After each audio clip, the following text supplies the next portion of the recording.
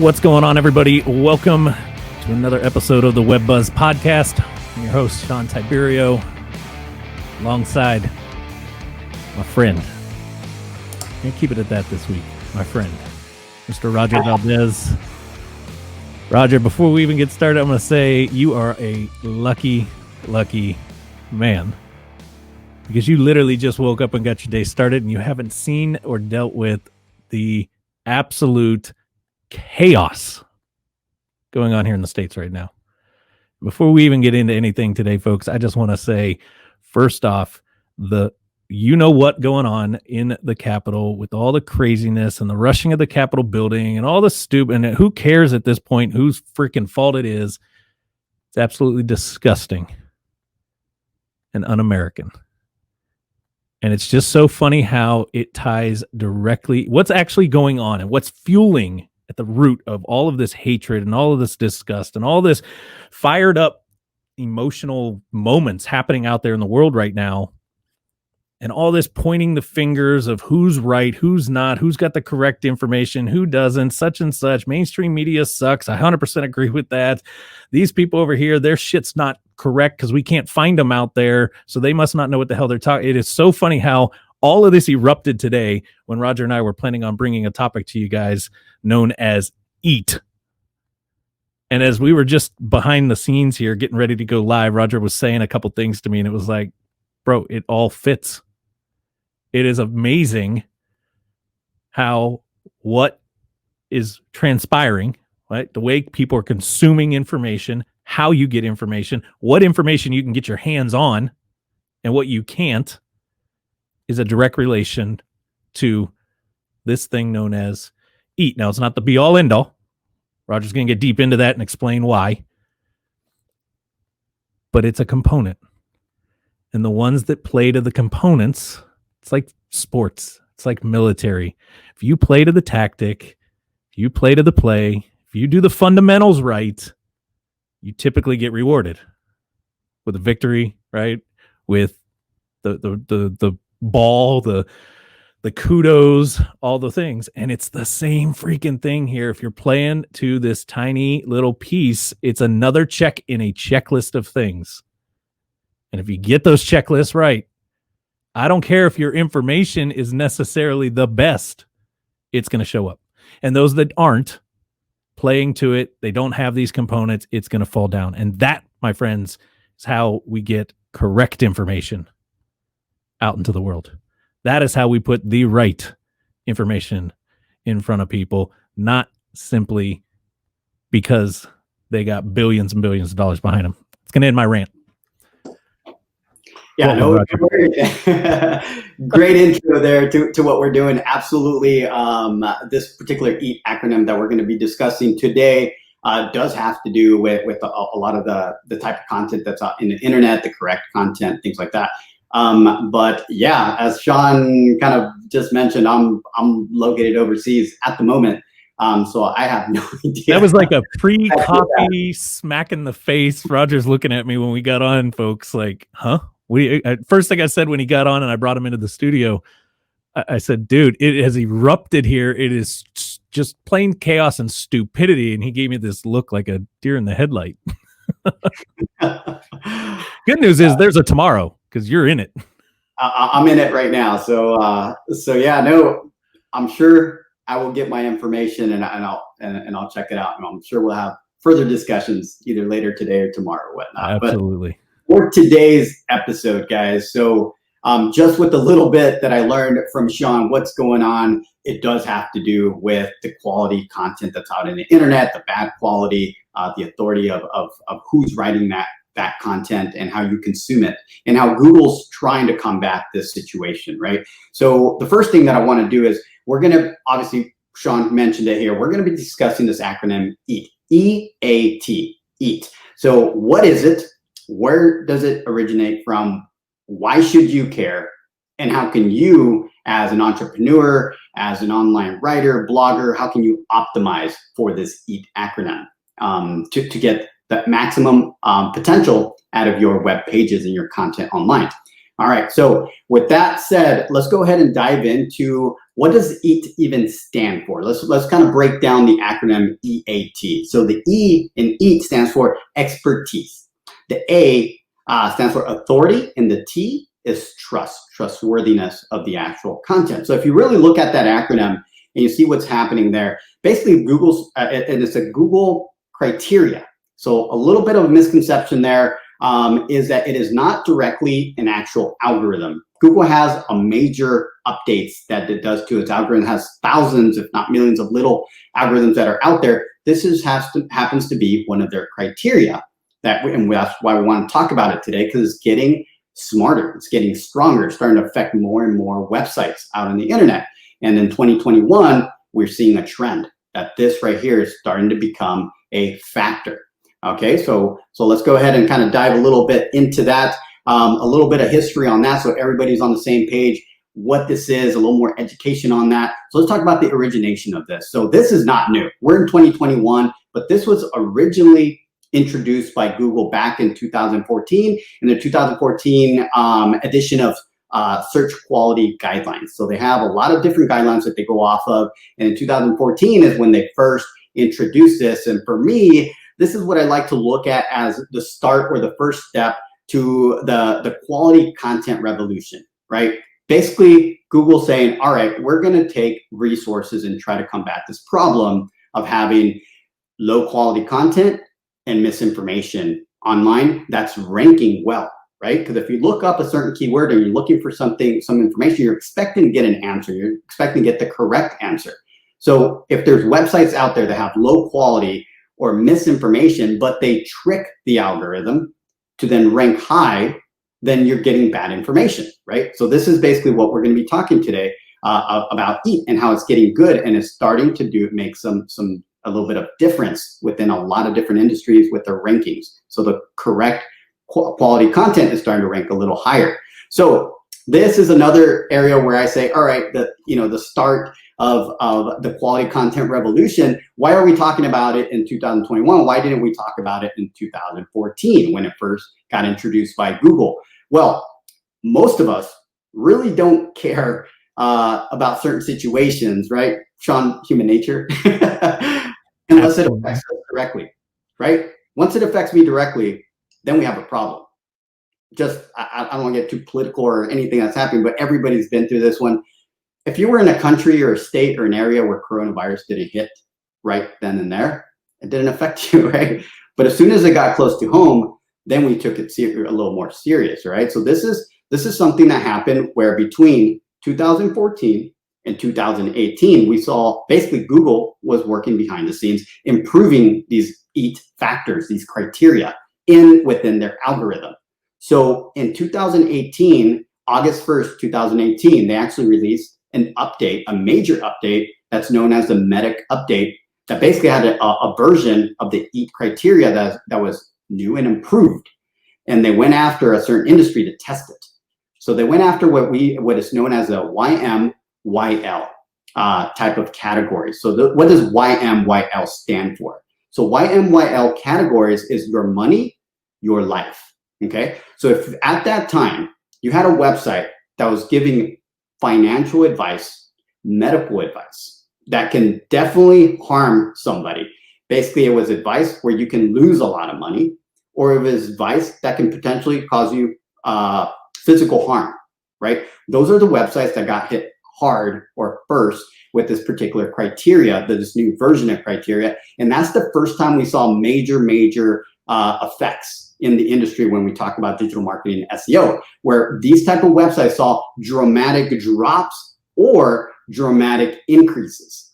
So what I mean by that, to kind of get a little more, go ahead, Shawn, you have. Can we stop there for 1 second before because where you're going is amazing. And when you say, if you were the type of site out there that was given a bunch of, we won't say bad advice, but you're just given a bunch of advice, and Google suddenly said, we don't like that, and they crushed you. Or you're given a bunch of advice and they said, we like that, and they favored you. Is there, or was there, and I kind of know the answer to this, so it's a loaded one right at you.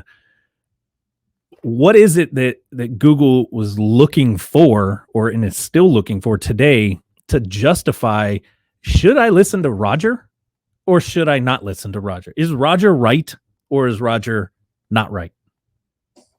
Absolutely. And that's basic what the EAT criteria did, right? So let's break that down to answer your question directly. What Google was looking for then and what it's looking for now, to keep it very simple, was, is the content on this website, is an expert writing this content? Number one, right? Is this written by an expert? Number two, does it have authority? Meaning, if it was written by an expert, is this content being shared in the internet? Is it being used as a resource? Are other people citing this on their content, right? Does it have authority? Known as backlinks. That's the easiest way to really kind of look at that. Is it, quality websites utilizing this as a source? And the final one, trust, right? Does it have trustworthiness? Now, how do you do that? Trustworthiness is looked at more into the testimonials. So all this content, now, if it's a personal brand, does this person have reviews on Facebook, on social media, right? It's like on Google My Business, on Yelp, things like that. If it's an entity, a business, right, that doesn't have a human face in front of it, it's a business. Does this business have good signals out there that it's trusted? So those are the criteria, and that's what the EAT criteria is. It's expertise, authority, and trust. So that's what Google's looking for to make decisions whether you're going to rank well or not, whether they can trust you or not. Does that answer your question, Shawn? It does. And I know we're going to get into it here a little bit deeper in this segment, or in today's episode period. We got a whole segment on how to optimize. So I'll bring another question up around more on the how levels of each of these, but absolutely. I mean, it's a great platform now, kind of a foundational piece to build off of. Absolutely. So that basically just kind of, we went over a little bit of the history, right? Between 2014, 2018, that Medic update got introduced, changed the industry. Now, it didn't affect everybody, but you know what? We're all part of groups. We're all part of forums. We're all part of Facebook groups. We're all part of, networks, right? So the conversation now hit front and center. Now people were talking about this. Hey, have you seen this? Have you seen how these type of websites are getting affected? So now the conversation was brought to the table. So now us in the SEO space and the digital marketing space, as agencies that have clients that completely dropped or went up, right? Now we're having that conversation together, because we all, in this particular industry, like many other industries, we share information. So we started talking about what's happening. Could the Times actually be a piece of what has brought this to light a little bit more? Meaning what we've been seeing over the course of the last 12 months, especially because you kind of emphasized this earlier on, they went after the money and health, right? Money and your life kind of categories. And with something like COVID and the plethora of information that was flying all over the place when it first came out, could that also be a piece of why suddenly more people are realizing, oh, there's this little checkbox that we've been ignoring and I got crushed because of it? Or I did it and I didn't even know I was doing it and I got favored because of it. Exactly. And full disclosure, Shawn and I don't work for Google, right? But the signals out there are telling us that this basically is Google's improving because there's problems out there. It's causing a lot of issues. And if they're a business, once again, we go back. I always try to go back to make sure that we put a face on Google. It is a business. It's like us. So it's in the best interest to serve up, to give us, the searchers, the best possible information so we keep coming back, right? But for entrepreneurs, businesses that are out there, absolutely, it's becoming a strong trend, because now I go to my next question here in regards to why should you even care about this acronym, is because now it's affecting your rankings. Through my research, I don't truly believe, even though there's a lot of content out there that says the EAT criteria, it's also called an algorithm, which is not correct. It's just part of an overall algorithm. But the EAT criteria is not directly a ranking factor. That's how Google is putting it on a lot of the content out there. But it's part of it. So if it does affect your rankings, because if you have good EAT criteria on your content, you tend to rank out. I'm going to take it as a ranking factor. So for our clients, for our websites, the way we position things, we definitely go after those. We pay a lot of attention. We add it to the boxes, the list of the 200 plus factors that we know are ranking factors, we add the EAT criteria. And just so people are also clear, this methodic or kind of mysterious checklist I keep referring to, there actually is a checklist of a sort that's Google gives to, I forget who they are exactly. They're basically like the fact checkers in a sense, but not fact checkers. They're ranking checkers, quality control, so to say, of the rankings to make sure the information's up there. And that's kind of where that term, the checklist, came about. So I don't want a bunch of people suddenly reaching out to us through our support channels and everything going, hey, can I get a copy of that checklist? We actually don't have it. Through experience, right? Expertise in our field, kind of identifying some of these check areas. And the other, I want to hit this real quick before you kind of move deeper into this. The other reason why people should care, you nailed it. You said Google is a business. Folks, stop for a second and ask yourself, who is Google's client? Who is Google trying to make happy? Is it you, the business owner, you, the individual trying to put information out there for the world? Or is it the person asking for the information, looking for the answers? What's the second half of that? Their client is the searcher. Their client is the person asking the Google Homes and the Siris and all the other thing and the voice chat and all the stuff that we talked a little bit about last week. That's their client. That's who they want to favor. So you as a business, all of a sudden, I heard this the other day, Google's not a search engine, it's a question answering engine. Because that's what people are starting to look at it more as, is a place to just get an answer. And if you want to get up there and play in that space to be able to be that authority providing those answers, this is a component of that. So just another key piece as to why we need to kind of pay attention. You got to step into that role of Google for a second and say, okay, who's their client? I gotta treat my business like I'm trying to treat their client. Absolutely. And that's what it is. It's like us. You got to look at your particular business, your service, your whatever it might be, the product that you're selling and how you sell it. Google looks at it the same way, right? What's going to benefit them on the long run? And in this particular case, you hit something there, Shawn, that is 100% correct. They're going from a search engine to an answer engine, right? They're answering questions. That's what people are using this particular search engine for. So the EAT criteria, why is it a trend? Why is it kind of catching fire? Number one, they've improved it. They've had years to improve. They tested. We were in a little test tube. Nobody knows it, but we've been, in their little lab. We've all been tested. So now they continue to improve it. And there's other pieces of the algorithm that they've introduced. But in today's conversation, we're talking about EAT that have helped that. A lot of the AI, RankBrain, there's a lot of different other things that help this as well. So with that said, you should definitely care. If you have a business, if you're an entrepreneur, personal brand, and you're trying to become an authority, an expert in the space, and you want your content to rank online, definitely pay attention to this EAT criteria. Expertise, authority, trustworthiness. Make sure you're hitting all those. And here, we're going to start getting into, okay, now we kind of know a little bit of the history where this came from. We also have an idea why you should care, right? Now, let's move a little into basically how can you optimize for it. Let's give you some tips, right? Let's keep it simple too. We want to make sure that you can implement these quick and then you can grow on these, all right? So the first one that I want to kind of talk about is establish your expertise. What is the best way? Let's talk a little about this, Shawn. How can someone establish their expertise? And I have a one I want to kick off with. It's very simple. We should all have this. Create a biography of yourself, right? Or your business. Put it on a Google Doc or whatever you have for a doc where you have it. Write it out. What are you going to put in that bio? You're going to put your education, your experience, your credentials, anything that gives you credibility in that space. Some examples of some work that you've done, talk about it in that bio a little bit. You keep that, and what I want you to do, now you're gonna go out and create profiles, online profiles. This could include Facebook page, Instagram, anything, right? A directory, right?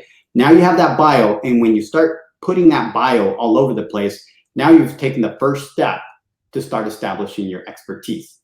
Okay, so that's the first one. I'm going to pass it on to Shawn. I got a couple more in this category, but I want to see if Shawn, what are your thoughts on that? Now, that was actually the one that I told you I was going to come back and revisit it. That was the one that I was going to bring because when I was spending some time, we talked, we wanted to do this topic. I spent some time digging into it a little bit deeper.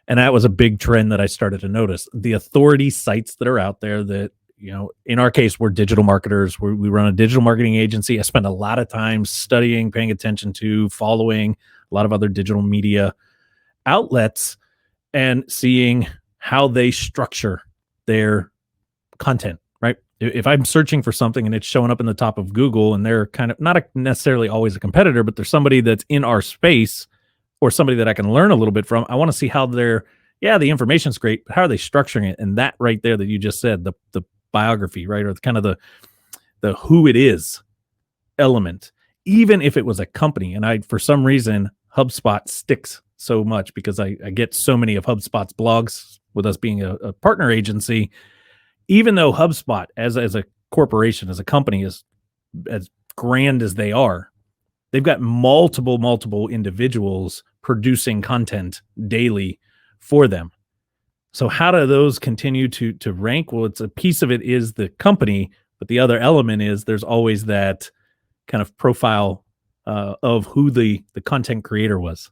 A photo, a little bit of a bio about them, things that build some of that authority that says this isn't just, Joe Schmo from the street that wrote this. This is Roger Valdez, owner of Top Results Consulting, digital media, digital marketing, all this blah, blah, blah, blah, blah, that brings the credibility to it. So I say that because we've dealt with it. We've got some clients. We hear it all the time. I want to hide my face. I don't want anybody to know that that's my company, right? And that is, yes, the company can build some of that authority, but also a face. It kind of goes to the final piece of EAT, trust. People trust people. People don't always trust companies. I think we're seeing that live in the moment, actually at the moment.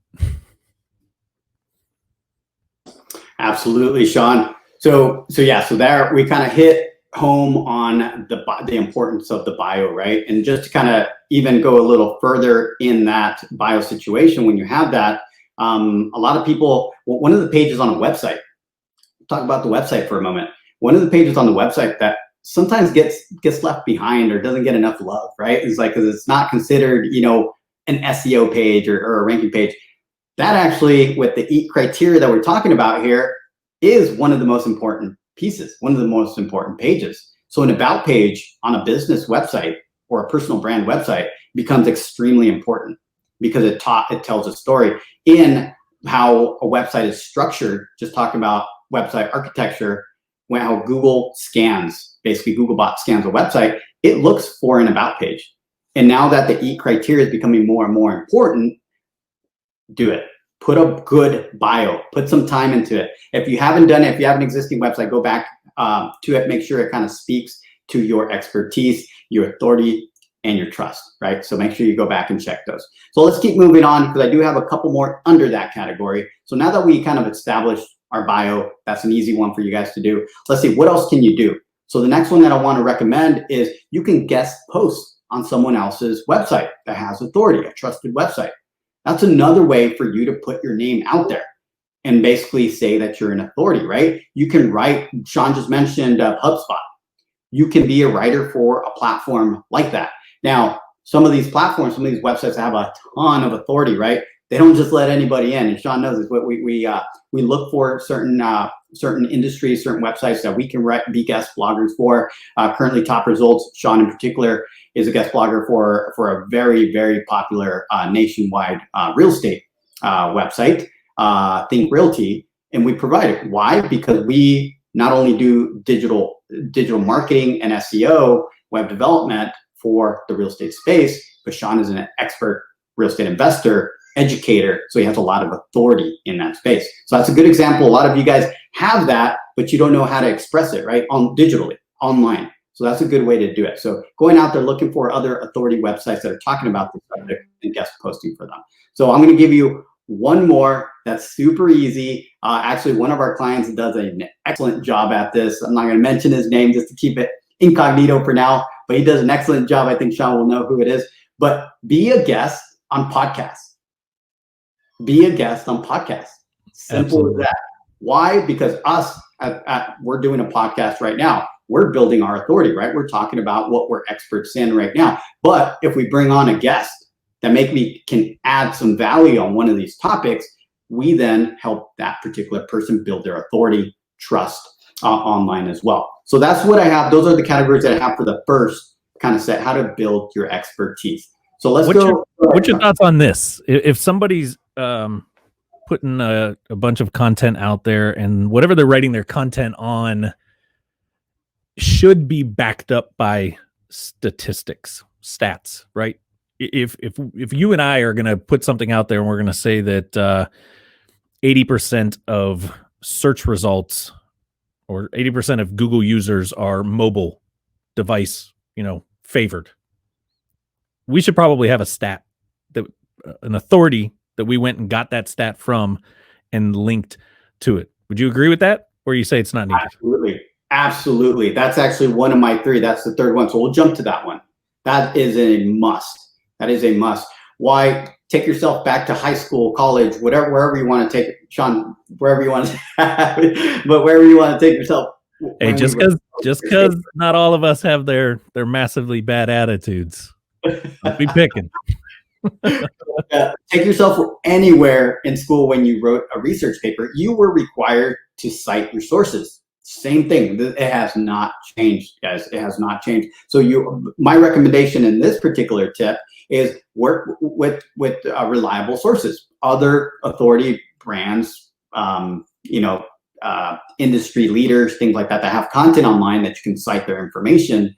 Because when you're building your own authority and you link out to other authority pieces or members of your particular community network, that gives you more trust as well, because you're not out there just trying to go linking out purposely to fake websites just because you can get a lot of links back, right? So you got to be careful how you externally link to those places. But my big recommendation is always work with trusted sources. And to Shawn's question, absolutely, it's a must. All right, and then the final one here, once again, keeping it high and tight, nice and simple. Guys, try when you're creating your content, make sure you're creating high quality, helpful content, right? When you look at it, would you be able to use that? If it's and a lot of we just mentioned, Google is answering questions now, right? It's not just a search engine; it's answering a lot of questions. So when someone basically asks the particular question that you're writing on your topic, make sure you're very detailed on what that is. Answer that question. Be very specific. Use examples. Link out to other sources, and that will help kind of build those signals around the EAT criteria, and that'll help you start building the entire kind of ping the EAT algorithm and make sure that is helping you with your rankings. Awesome. I think you actually answered. I had another one in there, but it kind of got answered in with your final piece there. Maybe I'll just kind of add on. I know it's something you and I talk a lot with our clientele, that if you're going to produce, make sure what you're producing is valuable.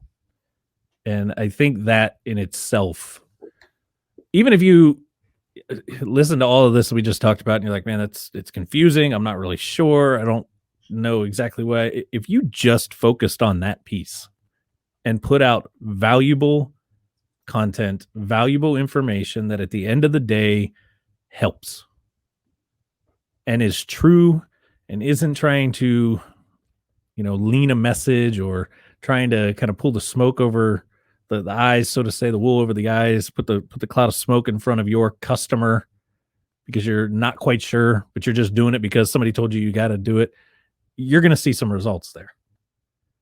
And yes, the other pieces become important, but I think the important piece is just come from a place of value. It's actually a saying we've been kind of throwing around here at TRC for the first quarter. something that we're trying to really rally around, and it's what's allowing our marketing side to drive decisions, and that's value over profits. And if it's valuable, it's worth us putting the energy into. It's worth us doing. If it's just to do it because we think it's going to increase profit, are we really coming from the right place? Then at that point. Exactly. No, absolutely. And one thing I think we should also kind of clarify on these, that, should you be focusing on this and why? I want to kind of just for a little bit go into that, because I do not want you guys to think that the EAT criteria should then take away from the on-page, standard traditional SEO, right? Or off-page SEO, your link building strategies and everything that you're doing offline.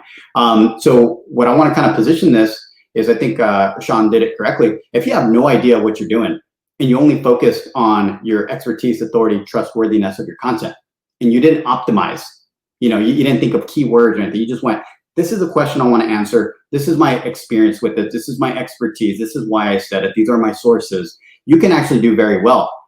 But if that question, that search query, right, that question on Google has other people doing the same thing as you, right, writing that type of content, the differentiator becomes on-page and off-page SEO.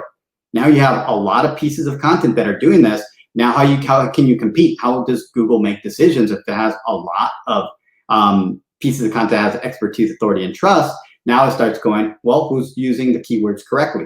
How many links are they, have backlinks do they have to this piece of content? How much trust, right? The testimonials. Now we start looking at differentiators that will pretty much help Google rank all those pieces of content. So I would start, if you're just getting started and you have no idea, SEO or anything like that, I would encourage you to focus on your content and your personal expertise, authority, and trust, building that on your content. Because you can always go back, and Shawn and I know this very well, you can always go back to a piece of content and optimize it for SEO. That's easy. Some of the best content to get ranked is content you've probably already put out there and didn't know this stuff at the time, and just going back and doing that task. Once you learn it, going back and optimizing it, updating it, bringing it to maybe even just rewriting it because some things have changed, could bring, a lot of value on it. So anything else you want to drop? Yeah. I want to kind of go ahead and just let everybody know with that last comment in regards to just the existing content that's on your website, guys. It is okay to go back and rewrite some of your existing content. So if you go back and there's a topic and you don't want to basically write the same question again, freshen up that content. That's actually okay. We've seen a lot of dramatic changes in rankings when somebody goes back to an existing piece of content. To Shawn's point, it has good, it's written very well, but it's just not optimized for SEO. You can go back and optimize it or add to it.